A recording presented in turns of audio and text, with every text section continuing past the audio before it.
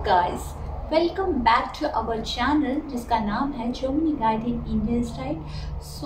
जिसे पता नहीं है, मैं हूँ पूनम और मैं जर्मनी से रिलेटेड वीडियोस बनाती हूँ रिगार्डिंग जॉब, ट्रैवल, कल्चर, बहुत सारी चीज़ों के ऊपर। अगर आपने सब्सक्राइब नहीं किया है तो go and do it right now so that आपको न्यू नोटिफिकेशन मिल सके without failing. So let's start the video without wasting the time. आज का जो वीडियो है इट्स अबाउट कि जर्मनी कितना डिफरेंट है इंडिया से। जर्मनी में जब आप रहते हो तो इंडिया से वो कौन कौन सी चीज़ों में डिफरेंट है एंड कहाँ कहाँ पे आपको ऐसा लगता है कि भाई यार ये इंडिया में अच्छी थी चीज़ें, जर्मनी में ये चीज़ें इतनी अच्छी नहीं है। आज हम बहुत सारे लाइफस्टाइल डिफरेंसेस के बारे में बात करने वाले हैं फास्ट। वीडियो को एंड तक देखना बहुत ज़्यादा ज़रूरी है दैट आप ऐसे कोई पॉइंट मिस ना कर दे, ताकि आपको ऐसा लगे इन फ्यूचर अगर आप आ गए और आप सोचते बाद में ये वीडियो देखने के बाद कि यार मैं ये वीडियो देख लेता तो मुझे पहले पता होता तो शायद मैं ये मिस्टेक नहीं करता या करती। वीडियो को एंड तक ज़रूर देखिए। Let's start. सबसे पहला लाइफस्टाइल डिफरेंस ये होता है इट्स अबाउट द सीजन्स का मतलब ये होता है कि जैसे इंडिया में देयर आर 3 सीजन्स। आपकी बारिश होती है, आपकी गर्मी होती है, आपकी ठंडी होती है, बट उसकी साइकिल्स फिक्स होती है। जैसे 3 महीना बारिश है, 3 महीने ठंडी है, 3 महीने गर्मी है। यहाँ पे ऐसे नहीं है। यहाँ पे बारिश कभी भी हो सकती है, धूप कभी भी गिर सकता है। ठंडी तो ओवरऑल टाइम इट्स ब्लेस्ड कि जर्मनी इज ब्लेस्ड विद ठंडी, कोल्ड। कभी भी कुछ भी हो सकता है। यहाँ पे सीजन्स फिक्स नहीं होते हैं। दूसरी लाइफस्टाइल डिफरेंस की बात करें कि यहाँ पे जो सूर्य देवता है हमारे, वो कभी काल जब उनकी इच्छा होगी कि भाई आज जर्मनी के लोगों के ऊपर गिरना है तब गिरते हैं, नहीं तो बहुत रैरली गिरते हैं। तो ऐसे मौके को अगर आप जर्मनी में आ रहे हो तो गवाइए मत, क्योंकि कभी कभी धूप गिरती है यहाँ पे।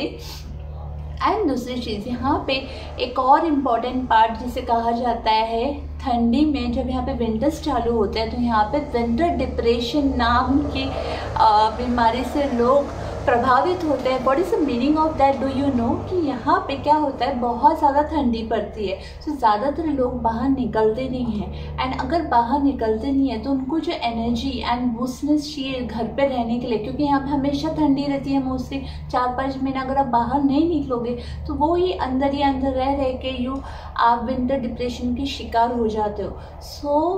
ठंडी पड़ रही है, गर्मी पड़ रही है, बारिश पड़ रही है, वॉकिंग चालू रखना ताकि आप ये विंटर डिप्रेशन के शिकार ना हो। आप चलते फिरते फिट रहो। और ये कोई भी मौसम हो, वॉकिंग एंड फिटनेस बॉडी के लिए बहुत ज़्यादा ज़रूरी है विदाउट एनी फेल। चाहे कुछ भी हो जाए, no compromise on health. Wealth में हो जाएगा चलेगा, बट हेल्थ में नो कॉम्प्रोमाइज। दूसरे डिफरेंसेस है इज अबाउट द विंडो। आप यहाँ के विंडोज़ देखिए, इतने बड़े बड़े कांच के होते हैं। अपने जैसे इंडिया में मेटल्स के फ्रेम्स लगे रहते हैं वैसे नहीं होता है, इस तरह के कांच के विंडोज़ होते हैं। एंड विंडोज़ की स्पेशलिटी बताती हूँ तो फिर ये है कि इसमें विंडोज़ की स्पेशलिटी बताती हूँ तो ये जो आप देख रहे हो, ये इस तरह से उसका ये रहता है व्हाट वी से कनेक्टेड हुक। और फिर अगर आप इस तरह से करोगे तो इट गेट ओपन।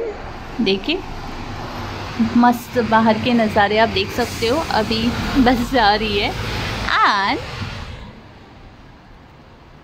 इसे ऐसे करके ये इस तरह से बंद हो जाएगा। एंड बहुत इम्पॉर्टेंट, इससे अगर आप ऐसे करते हो एंड इसको ऐसे प्रेस करते हो तो आप देख रहे हो यहाँ से ये ओपन हो जाता है। You can have the air. जब आपको पूरा विंडो ओपन नहीं करना है तो इस तरह से ओपन करके आप हवा का भी यूटिलाइजेशन कर सकते हो। एंड दूसरी चीज़ यहाँ पे ये भी है कि यहाँ पे आप देखोगे बहुत सबके घरों पे, कैन यू सी, सबके घरों पे यू कैन सी कि यहाँ पे व्हाट वी से this type of rollers use करते हैं ये लोग। इसका मतलब ये होता है, यू कैन सी,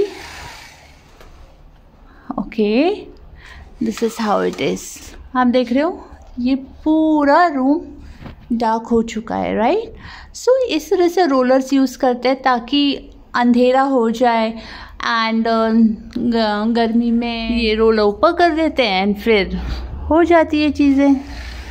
सी कैसा लगा आपको ये? Superb. So this is how it. So हमारा जो नेक्स्ट लाइफस्टाइल डिफरेंस जो कि सुबह से शाम तक मैं ऑब्जर्व करती हूँ और फील करती हूँ is about the induction. So induction में क्या होता है यहाँ पे कि आप बहुत ज़्यादा फुल्की वाली चपाती बना नहीं सकते हो, तड़का नहीं लगा सकते हो, बिकॉज तड़का लगाने से जो भी व्हाट वी से ऑयल के ड्रॉपलेट्स होते हैं वो पूरे जगह फैल जाते हैं, जो कि क्लीनिंग करना बहुत ज़्यादा डिफ़िकल्ट होती है। एंड अगर आप उसके किचन के टाइल्स को देखोगे तो ये इस तरह से है। सो किचन की टाइल्स अगर आप देखते हो तो it is made up of would के बने रहने के वजह से यहाँ पे व्हाट वी से कि कोई भी गर्म बर्तन आप रख नहीं सकते हो, जिसके वजह से यहाँ पे क्रैक्स पड़ जाएगा। एंड अगर क्रैक्स पड़ जाए तो यू कैन इमेजिन बहुत बड़ा खर्चा आ सकता है, बिकॉज जब हम घर व्हाट वी से घर लीव करेंगे एंड दूसरी जगह जाएंगे तो हमें बिग एक्सपेंसेस पे करनी पड़ सकती है। सो अगर जिसे पता नहीं है, यहाँ पे अगर आप रेंटेड अपार्टमेंट में रहते हैं एंड बहुत सारे आप घर में तोड़ी फोड़ी करके गए तो फिर आपको बहुत खर्चा देना, दैट इज़ वेरी श्योर। इसलिए यहाँ पे जो भी रहते हैं वो बहुत प्रिकॉशसली रहते हैं, सारी चीज़ें संभाल के क्लीन करके आराम से करते हैं। So this is how it works here. So अभी जो नेक्स्ट लाइफस्टाइल डिफरेंस की बात ये है कि यहाँ पे अगर आप इंडियंस जैसे कि हम लोग जब यहाँ पे आए थे, जैसे हमें पहले से पूजा करने की इच्छा होती है, अगरबत्ती लगाने की, धूप लगाने की इच्छा होती है, पूरे घर को फ्रेग्रेंस से भरने की इच्छा होती है, वो यहाँ पे आके पूरी नहीं हो सकती है। बिकॉज यहाँ पे आप मंदिर में चलो दिया भी लगा लो, कैंडल्स लगा लो, छोटा सा जो भी है, for limited period of time. Because अगर आप बाहर जा रहे हो तो जैसे रिस्की, सपोज कुछ फायर क्रैक हो तो बहुत ज़्यादा एक्सपेंसेस, जल वल गया या कुछ हो गया तो बहुत ज़्यादा चीज़ें एक्सपेंसेस सबको पे करनी पड़ सकती है। सो यहाँ पे अगर आप अगरबत्ती भी लगाते हो तो किसी किसी का जो व्हाट वी से स्मोक कवरिंग एरियाज जो होती है बहुत सेंसेशनल होती है, तो वो थोड़ा सा भी अगरबत्ती के धुएं को पकड़ ले ऑब्जॉर्ब कर लेती है एंड वो बचने लगती है। And when the fire alarm rings या स्मोक डिटेक्टर रिंग्स, सो यहाँ पे अगर 3 बार स्मोक डिटेक्टर रिंग हो गया सो यू हैव टू पे a big amount of fine. So keep this thing in your mind. किसी किसी का जो स्मोक डिटेक्टर है वो बहुत इतना सेंसिटिव नहीं होता है, so there is no issue, अगर आप लगा लो।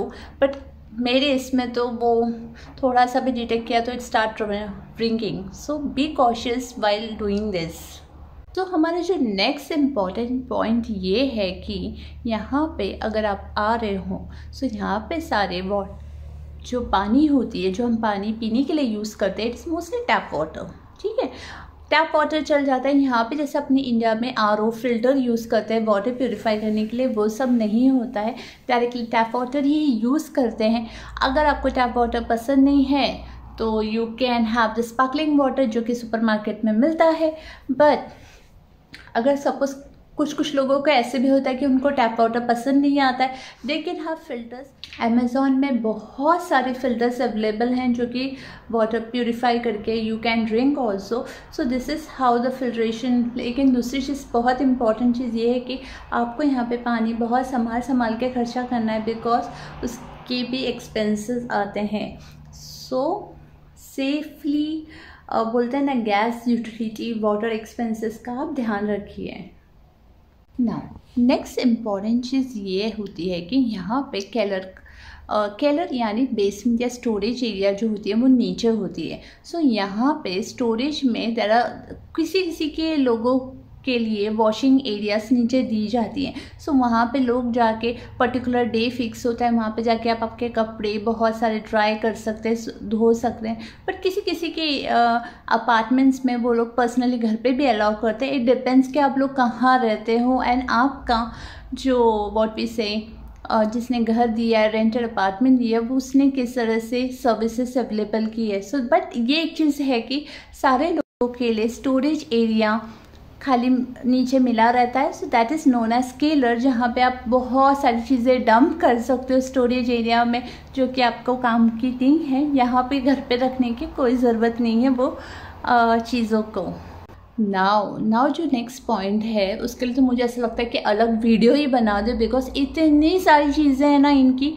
क्लीनिंग के लिए इतने प्रोडक्ट्स हैं कि आप सोचिए, अगर फ्लोर क्लीन करना है तो उनके पास उसकी भी क्लीनिंग सोल्यूशन है, कारपेट क्लीनिंग के लिए अलग सोल्यूशन है, गैस क्लीनिंग के लिए अलग सोल्यूशन है, oven cleaners are there. And I was very surprised कि अरे यहाँ पे आपको नहीं पता होगा, बट आपको मैं ये बताना चाहती हूँ कि अगर आप जर्मनी में आते हो तो अगर आप देखोगे, सो द जर्मन पीपल्स के कपड़े जो होते हैं बहुत स्पार्कलिंग वाइट होते हैं, शाइन होती है। इवन उनके shoes they are sparkling white and clean. What is the reason? The reason ये है कि बहुत सारा रिसर्च करके मुझे पता लगा कि ये रीज़न है कि यहाँ पे कपड़ों को सेग्रीगेट किया जाता है, white, black and coloured. And हर एक कपड़ों के लिए अलग अलग वॉशिंग पाउडर्स यूज़ करते हैं। एंड अगर आपको चांस मिला, आप सोचो कि उनके कपड़ों की स्मेल लीजिए, देयर इज सो फ्रेगरेंस, पूरा फ्रेगरेंस ही होता है उनके कपड़ों में। बिकॉज वो लोग कपड़े धोते वक्त एक तो डिटर्जेंट्स अलग अलग यूज़ करते हैं depending on the colour of clothes, and दूसरा इज़ अ व्हाट वी से वॉश परफ्यूम करके एक उनके पास प्रोडक्ट है जो कि वो कपड़े में डालते हैं जब वो वॉश करते हैं। तो सो इस तरह से उनके कपड़ों की केयर करते हैं। नॉट ओनली फॉर क्लोथ्स, अगर आप शूज़ की बात करें तो शूज़ भी वो उनके पास इंस्टेंट सोल्यूशन होता है कि वो फटाफट स्प्रे कर देते हैं जिससे शूज़ स्पार्कलिंग क्लीन दिखता है। एंड बहुत ज़्यादा वो बहुत सारे प्रोडक्ट्स हैं उनके पास हर चीज़ के लिए। So it's end listing. So उसका अगर वीडियो बनाना है, let me know in comment section, I will prepare the video so that आपको पूरा क्लियर आइडिया आ जाए कि एग्जैक्टली ये लोग प्रोडक्ट्स क्या क्या यूज़ कर सकते हैं। सो आप लोगों को ये वीडियो कैसे लगा, लाइफस्टाइल डिफरेंसेस कैसे लगी, so let me know in comment section and please comment me so that I will be more boosted and motivated to prepare more videos. Till then, bye, stay happy, stay blessed.